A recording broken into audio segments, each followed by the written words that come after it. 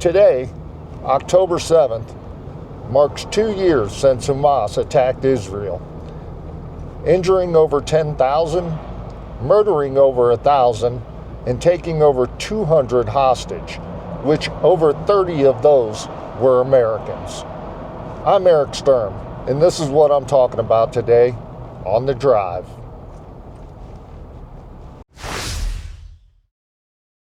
So, it's been 2 years, and the war still hasn't ended. And Hamas still hasn't released all the hostages. But yet, a lot of the European countries support a Palestine for their own state. Our President, Trump, has been doing everything he could possibly do to end the war. Now, I don't know if that's the right idea. I don't know if that's the right approach. I am not sure why us and other countries are trying to dictate to Israel on how to handle Hamas. Now, the U.S. doesn't negotiate with terrorists, or at least that was our formal policy, that we will not negotiate with terrorists. And Hamas is certainly a terrorist organization. So why would we expect Israel to negotiate with the terrorist Hamas? I think a better approach might be to just let Israel do what Israel wants to do. Israel has caught enough slack from the world. They were basically almost taken out by the Nazis in Germany, and they fought persecution the majority of their existence from the Palestinians and from Islam.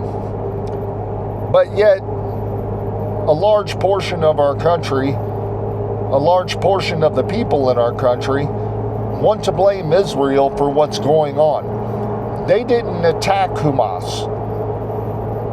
Hamas attacked them, killing over 1,000 people in their country, taking over 200 hostages, where over 30 of those hostages were Americans. Why aren't we more pissed off about Hamas having our people as hostages? Why aren't we more pissed off about Americans coming back in body bags because of these terrorists? Why would we encourage any negotiation with these terrorists? I really think we should just cut Israel loose and let them take care of business and take care of Hamas, because the world will be a whole lot better place without Hamas being in existence. For that matter, the world would be a lot better place without Islam in existence. Islam is not good, people, and it's something that we're going to have a hard time with moving forward if we don't put our foot down, if we don't stop accepting that type of behavior from Islam. The Islamic religion thinks we are infidels. They would like to see us all dead. All right, any Christians they would like to see dead. We're infidels. A religion that would feel that way or have that philosophy has no place in the civilized world. Has no place, and why we would cater to that is beyond me. There is nothing that Islam has ever done for America that should make us want to support them. 9/11, Islamic radicalist.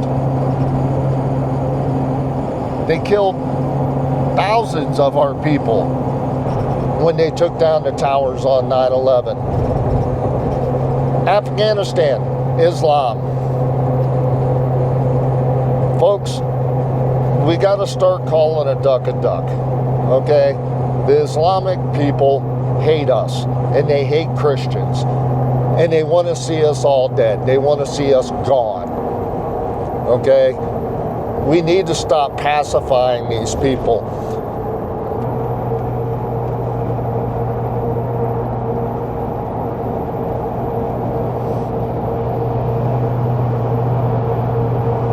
A lot of the people that are supporting these evil terrorists are younger people in our country. Gay people in our country are supporting the terrorists. They're supporting Islam. I hate to tell you, gay people, but if you were in an Islamic country and you were over there with Hamas, they would probably behead you or kill you or throw you off of a building because they have no use for you. None. Another large portion of our country that is supporting these Islamic terrorists are women, which I totally don't get again, because the Islamic people treat women like they're property. Look up Sharia law. Do a little bit of research on that if you're a woman, and then tell me if you want to support them. It's mind-boggling, the people in our country that are actually supporting these evil people. And we're going to continue to have a problem with these evil people if we don't realize that, look, we can't support these evil Islamic terrorists. They want us dead. We are the infidels to them. Hamas is part of that. They're a huge part of that. Iran, Islamic terrorist. Al-Qaeda, Islamic terrorist. Hezbollah, Islamic terrorist. How many Christian terrorist groups do you see out there? Well, I can tell you, there's none. There's none anymore. Granted, back in the days of the Crusades, the Christians were pushing their way through Europe and pushing their way through the world and pushing Christianity on everybody. But eventually, the Christian religion realized that there has to be civilization. There has to be civilized society. And we can't push to that degree. But the Islamic people in the Islamic religion, they don't care. To them, they're still on a crusade. And they will always be on a crusade. These people are fanatical. They are 100% fanatical, and they will never stop until they get what they want. And what they want is our deaths. They want America gone. They want our way of life gone. They want to live by Sharia law. Again, go look that up. You can see what that's all about. And once you do, then let me know in the comments below if you still want to support these types of people. We have to wake up, America. We have to wake up. We need to stop supporting that type of people. We need to start speaking up in our country when we see people supporting this. We need to get louder than they are. I'm not calling for violence, but I'm calling out for us Americans to get louder than the people that are supporting these organizations, these evil terrorist Islamic organizations. We need to speak up and get louder than them. We need to stop allowing our politicians and our government to pacify these people. They want us dead, folks. They want us dead. There's nothing good that can come from these folks. Nothing.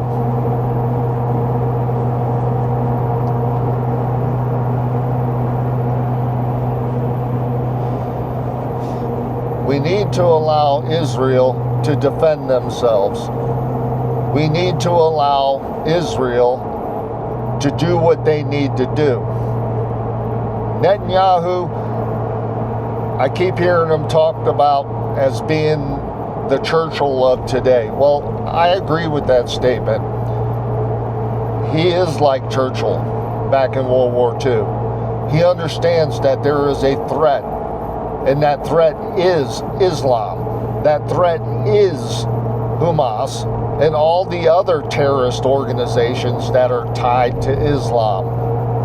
Now, I know I'm going to hear in the comments that, it's radical Islam. Well, no, it's not just radical Islam. It's Islam in general, okay? It's Islam in general. We really need to wake up, folks, and we really need to start putting our foot down, and we really need to stop making excuses for these evil people. We are going to continue to have problems with Islam until we shut out Islam from our existence and from our lives.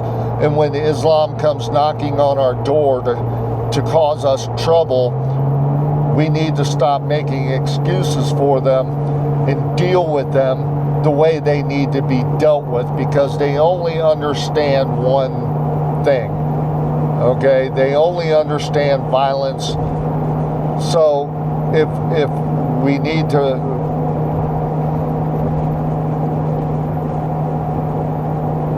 to allow Israel to do what Israel wants to do and abolish Hamas altogether.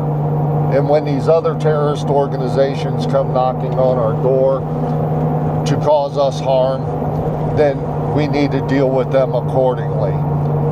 We cannot keep allowing this to happen. We cannot allow Islam to dictate our freedoms in America and take away our freedoms in America. They're already doing it in Europe. They've already immigrated into the European countries to a level where they're already changing the laws from within to support their evil Islamic ways. We can't allow that to happen in America, folks. We just can't.